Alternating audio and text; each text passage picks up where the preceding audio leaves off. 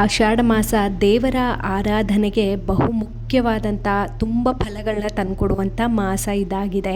ಆಷಾಢ ಮಾಸದಲ್ಲಿ ಮಾಡುವಂತಹ ದೀಪಾರಾಧನೆಗಳು ಹೆಚ್ಚಿನ ಲಾಭವನ್ನು ತಂದುಕೊಡ್ತವೆ. ಅದರಲ್ಲೂ ಬಹುಮುಖ್ಯವಾಗಿ ಐಶ್ವರ್ಯ ದೀಪ ಅಥವಾ ಉಪ್ಪಿನ ದೀಪಾರಾಧನೆ. ಇವತ್ತು ಈ ಉಪ್ಪಿನ ದೀಪಾರಾಧನೆಯನ್ನು ಮಾಡೋದ್ರಿಂದ ಏನೆಲ್ಲ ಲಾಭಗಳನ್ನ ಪಡ್ಕೊಳ್ಬೋದು ಹಾಗೂ ಈ ಉಪ್ಪಿನ ದೀಪಾರಾಧನೆಯನ್ನು ಹೇಗೆ ನಾವು ಮಾಡಬೇಕು ಅನ್ನೋದ್ರ ಬಗ್ಗೆ ನಾನು ಸಂಪೂರ್ಣವಾಗಿ ತಿಳಿಸ್ಕೊಡ್ತೀನಿ. ವಿಡಿಯೋನ ಸ್ಕಿಪ್ ಮಾಡದೆ ಕೊನೆಯವರೆಗೂ ನೋಡಿ. ಎಲ್ರಿಗೂ ನಮಸ್ಕಾರ, welcome back to Dhanya lifestyle vlog. ಇವತ್ತಿನ ವಿಡಿಯೋದಲ್ಲಿ ಉಪ್ಪಿನ ದೀಪಾರಾಧನೆನೇ ಹೇಗೆ ಆಚರಣೆ ಮಾಡಬೇಕು ಅಂತ ಹೇಳಿಬಿಟ್ಟು ತಿಳಿಸ್ಕೊಡ್ತಾ ಇದ್ದೀನಿ. ಮೊದಲಿಗೆ ಈ ಉಪ್ಪಿನ ದೀಪಾರಾಧನೆಯನ್ನು ಮಾಡೋಕ್ಕೆ ಸರಿಯಾದ ಸಮಯ ಬೆಳಗಿನ ಬ್ರಾಹ್ಮಿ ಮುಹೂರ್ತ. ಬೆಳಗಿನ ಜಾವ 3 ಗಂಟೆಯಿಂದ 5:15 ಒಳಗಡೆ ಈ ಪೂಜೆಯನ್ನು ಮುಗಿಸ್ಕೊಂಡು ಬಿಡಬೇಕು. ಅದಕ್ಕಾಗಿ ನಾನು ಈ ಪೂಜಾ ಸಿದ್ಧತೆಗಳನ್ನ ಹೇಗೆ ಮಾಡ್ಕೊಳ್ಳೋದು ಅಂತೇಳಿ ಕಂಪ್ಲೀಟಾಗಿ ತಿಳಿಸ್ತಾ ಇದ್ದೀನಿ. ಮೊದಲಿಗೆ ಬ್ರಾಹ್ಮಿ ಮುಹೂರ್ತದಲ್ಲಿ ಎದ್ದು ಸ್ನಾನ ಇತ್ಯಾದಿಗಳನ್ನು ಮುಗಿಸಿ ನಾವು ಕೂಡ ತುಂಬ ಕಳೆಕಳೆಯಾಗಿ ರೆಡಿಯಾಗಿ ಹೊಸ್ತಿಲಿಗೆ ರಂಗೋಲಿಯನ್ನು ಹಾಕಿ ದೀಪವನ್ನು ಹಚ್ಚಿಟ್ಟು ಧೂಪವನ್ನು ಬೆಳಗಿಸ್ಬೇಕು. ಯಾವುದೇ ಪೂಜೆನ ಪ್ರಾರಂಭ ಮಾಡೋಕ್ಕೂ ಮೊದಲು ಹೊಸ್ತಿಲಿಗೆ ಮೊದಲು ಪೂಜೆಯನ್ನು ಮುಗಿಸ್ಕೊಂಡು ಬಿಡಬೇಕು. ಅದಾಗಿದ್ದಾದ ನಂತರ ನಾವು ದೇವರ ಮನೆಗೆ ಬಂದು ದೇವರ ಕೋಣೆಯನ್ನು ಶುಭ್ರವಾಗಿ ಸ್ವಚ್ಛಗೊಳಿಸಿ ರೆಡಿ ಮಾಡ್ಕೊಬೇಕು. ಹಿಂದಿನ ದಿನವೇ ದೇವರ ಸಾಮಗ್ರಿಗಳನ್ನು ತೆಗೆದು ತೊಳೆದು ಇಟ್ಕೊಂಡಿದ್ದೀನಿ.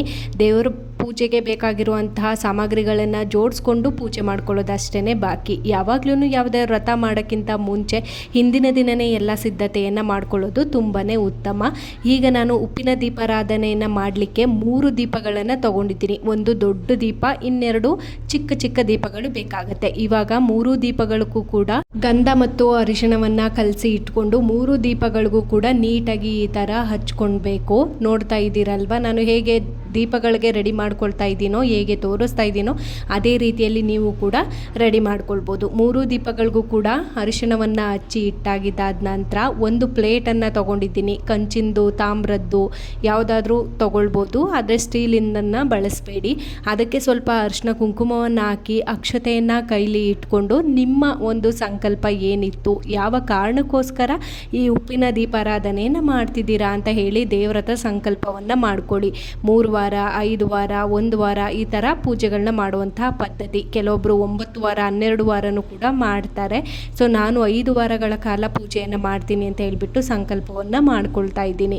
ಯಾವುದೇ ಪೂಜೆಗೂ ಕೂಡ ಸಂಕಲ್ಪ ತುಂಬಾ ಮುಖ್ಯ ಆಗಿರುತ್ತೆ. ಯಾವ ರೀತಿ ಪೂಜೆ ಮಾಡ್ತೀನಿ ಅಂತ ಹೇಳಿ ಸಂಕಲ್ಪ ಮಾಡ್ಕೊಬೇಕಾದ್ರೆ ಗಮನವನ್ನು ಹರಿಸಿ ಸಂಕಲ್ಪವನ್ನು ಮಾಡ್ಕೊಳ್ಳಿ. ಅದಾಗಿದ್ದಾದ ನಂತರ ಹೊಸ ಉಪ್ಪಿನ ಪ್ಯಾಕೆಟನ್ನು ತೊಗೊಂಡು ಬರಬೇಕಾಗತ್ತೆ. ಆ ಹೊಸ ಉಪ್ಪಿನ ಪ್ಯಾಕೆಟಲ್ಲಿ 3 ಇಡಿ ಅಥವಾ 5 ಇಡಿ ಉಪ್ಪನ್ನು ನಾನು ದೀಪಕ್ಕೆ ಹಾಕೊಳ್ತಾ ಇದ್ದೀನಿ. ಪ್ರತಿ ಒಂದು ಇಡಿಯನ್ನು ಹಾಕಬೇಕಾದ್ರೂ ನಿಮ್ಮ ಒಂದು ಯಾವ ಕಾರ್ಯಕ್ಕೆ ನೀವು ಈ ದೀಪಾರಾಧನೆಯನ್ನು ಮಾಡ್ತಿದ್ದೀರಾ ಅಂತ ಹೇಳಿ ದೇವರ ಹತ್ರ ಪ್ರಾರ್ಥನೆಯನ್ನು ಮಾಡಿಕೊಂಡು ಉಪ್ಪನ್ನು ಹಾಕೊಳ್ಬೇಕಾಗುತ್ತೆ. ಅದಾದ ನಂತರ ದೀಪಕ್ಕೆ 3 ದೀಪಕ್ಕೂ ಕೂಡ ಅರಿಶಿಣ ಕುಂಕುಮದಿಂದ ಅಲಂಕಾರವನ್ನು ಮಾಡ್ಕೊಳ್ಬೇಕು. ನಂತರ ಉಪ್ಪಿನ ಮೇಲೆ ಸ್ವಲ್ಪ ಅರಿಶಿಣ ಕುಂಕುಮವನ್ನು ಹಾಕಿ ಪ್ರಾರ್ಥನೆಯನ್ನು ಮಾಡ್ಕೊಳ್ಳಿ. ನಂತರ ಒಂದು ಚಿಕ್ಕ ದೀಪವನ್ನು ಅದ್ರ ಮೇಲೆ ಇಟ್ಟು ಆ ಚಿಕ್ಕ ದೀಪದ ಒಳಗಡೆ ಸ್ವಲ್ಪ ಅಕ್ಷತೆಯನ್ನು ಹಾಕಿಬಿಟ್ಟು ಮೇಲ್ಗಡೆ ಇನ್ನೂ ಒಂದು ದೀಪವನ್ನು ಇಟ್ಟು ತುಪ್ಪ ಅಥವಾ ಎಣ್ಣೆಯನ್ನು ಹಾಕ್ಕೊಳ್ಬೋದು. ಎಣ್ಣೆನ ಹಾಕಿದಾದ ನಂತರನೇ 2 ಬತ್ತಿಯನ್ನು 1 ಬತ್ತಿಯಾಗಿ ಹೊಸ್ದುಬಿಟ್ಟು ಹಾಕೊಳ್ಬೇಕು. ನಾನು ಹೂವಿನಿಂದ ಅಲಂಕಾರವನ್ನು ಮಾಡ್ಕೊಳ್ತಾ ಇದ್ದೀನಿ. ಹೂವಿನ ಅಲಂಕಾರ ನೀವು ಹಳದಿ ಹೂವು, ಕೆಂಪು ಹೂವು, ಮಲ್ಲಿಗೆ ಹೂವು ಬಳಸ್ಕೊಳ್ಬೋದು, ತುಂಬಾ ಶ್ರೇಷ್ಠ. ದೀಪದ ಅಲಂಕಾರವನ್ನು ಮಾಡಿ ಮುಗಿಸಿ ದೇವ್ರ ಮನೆಯಲ್ಲೂ ಕಂಪ್ಲೀಟ್ ಆಗಿ ರೆಡಿ ಮಾಡಿಕೊಂಡು ಯಾವ ಜಾಗದಲ್ಲಿ ನೀವು ಉಪ್ಪಿನ ದೀಪಾರಾಧನೆಯನ್ನು ಇಡಬೇಕು ಅಂತ ಹೇಳಿ ಸಿದ್ಧಪಡಿಸ್ಕೊಂಡಿರ್ತೀರೋ ಆ ಜಾಗದಲ್ಲಿ ಇಡಬೇಕು. ಉಪ್ಪಿನ ದೀಪದ ಮುಖ ಉತ್ತರಾಭಿಮುಖವಾಗಿ ಅಥವಾ ಪೂರ್ವಾಭಿಮುಖವಾಗಿ ಇಟ್ಬಿಟ್ಟು ಹಚ್ಚಿದ್ರೆ ತುಂಬಾನೇ ಶ್ರೇಷ್ಠ ಅಂತ ಹೇಳ್ತಾರೆ. ಪೂಜೆಗೆ ಕೂರುವಾಗ ನಿಮ್ಮ ಮುಖ ಪೂರ್ವಾಭಿಮುಖವಾಗಿ ಇರೋ ತರ ನೋಡ್ಕೊಂಡು ಕೂತ್ಕೊಳ್ಳಿ. ಪೂಜೆಗೆಲ್ಲ ಸಂಪೂರ್ಣವಾಗಿ ಸಿದ್ಧತೆಯನ್ನ ಮಾಡ್ಕೊಂಡಿದ್ದಾಯ್ತು. ಇವಾಗ ದೀಪವನ್ನ ಹಚ್ಕೊಳ್ಳೋಣ ಅಂತ ಹೇಳ್ಬಿಟ್ಟು ಹಚ್ಕೊಳ್ತಾ ಇದ್ದೀನಿ. ದೀಪವನ್ನ ಹಚ್ಚಲಿಕ್ಕೆ ಮುಂಚೆನೆ ಎಲ್ಲಾ ಒಂದು ದೇವ್ರ ಫೋಟೋ ಮೇಲೆ ನಾವು ಇಟ್ಟಿರುವಂಥ ಪ್ರಸಾದದ ಮೇಲೆ ಒಂದು ಸರ್ತಿ ಅಪವಿತ್ರಂ ಪವಿತ್ರಯಾಮಿ ಅಂತ ಹೇಳಿ ನೀರನ್ನು ಚುಮಿಸ್ಕೊಂಡು ಆ ನಂತರ ದೀಪವನ್ನು ಹಚ್ಕೊಳ್ಬೇಕಾಗತ್ತೆ. ದೀಪವನ್ನು ಹಚ್ಚುವಾಗ ಮರೆಯದೇನೆ ಈ ಒಂದು ಶ್ಲೋಕವನ್ನು ಪಠನೆಯನ್ನು ಮಾಡ್ಕೊಳ್ಳಿ. ಶುಭಂ ಕರೋತಿ ಕಲ್ಯಾಣಂ ಆರೋಗ್ಯಂ ಧನ ಸಂಪದಂ ಶತ್ರು ಬುದ್ಧಿ ವಿನಾಶಾಯ ದೀಪಂ ಜ್ಯೋತಿ ನಮೋಸ್ತುತೆ.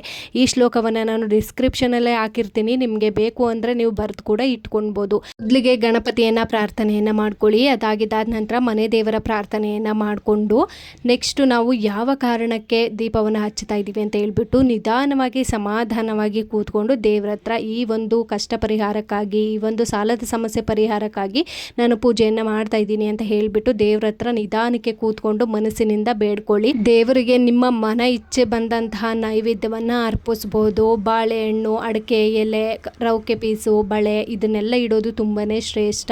ನಿಮ್ಗೆ ಯಾವುದು ಇಡಲಿಕ್ಕೆ ಸಾಧ್ಯ ಆಗುತ್ತೋ ಅಷ್ಟನ್ನು ದೇವರಿಗೆ ಅರ್ಪಿಸಿ ನೀವು ಪೂಜೆಯನ್ನು ಮುಗಿಸ್ಕೊಳ್ಬೋದು. ಯಾವುದೇ ವ್ರತ ಪೂಜೆನ ಮಾಡಿದ್ರೂ ನಂಬಿಕೆ ತುಂಬಾ ಮುಖ್ಯ. ಈ ದೀಪ ಹಚ್ಚಿದ ತಕ್ಷಣ ನಮಗೆ ಸಾಲದ ಸಮಸ್ಯೆ ತೀರೋಗ್ಬಿಡುತ್ತಾ, ನಮಗಿರೋ ಸಮಸ್ಯೆಗಳು ಪರಿಹಾರ ಆಗ್ಬಿಡ್ತವ ಅಂತ ಅನುಮಾನದಲ್ಲಿ ಯಾವತ್ತೂ ಮಾಡ್ಲಿಕ್ಕೆ ಹೋಗಬೇಡಿ. ಒಂದು ನಂಬಿಕೆ ಇಡಿ, ಭಗವಂತನ ಮೇಲೆ ನಂಬಿಕೆ ಇಟ್ಟರೆ ಖಂಡಿತವಾಗ್ಲೂ ಯಾವುದಾದ್ರೂ ಒಂದು ಮೂಲೆಯಿಂದ ನಮಗೆ ಇರುವಂಥ ಕಷ್ಟಗಳಿಗೆ ಪರಿಹಾರ ಸಿಕ್ಕೇ ಸಿಗುತ್ತೆ. ಸೊ ನಂಬಿಕೆಯಿಂದ ಮಾಡಿದರೆ ಫಲ ಖಂಡಿತವಾಗ್ಲೂ ಸಿಕ್ಕೇ ಸಿಗುತ್ತೆ.